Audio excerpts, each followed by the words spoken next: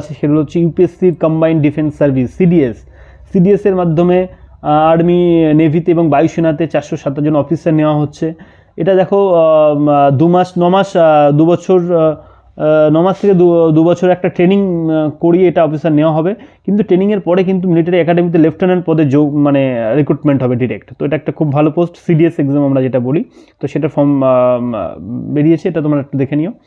Next যেটা important সেটা হচ্ছে সেনাবাহিনীতে officer, UPSC national defence and Naval একাডেমির পরীক্ষার মাধ্যমে অফিসার নেওয়া হচ্ছে, 400 জন অফিসার নেওয়া হচ্ছে।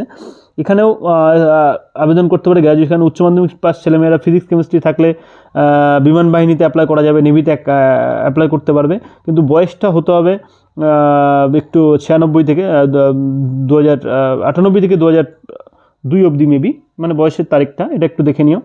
আর মেনলি আছে রাজ্য সরকারের নতুন একটি ফর্ম বেরোচ্ছে, পিএসসি রাজ্য সরকারের অডিট এবং অ্যাকাউন্ট অফিস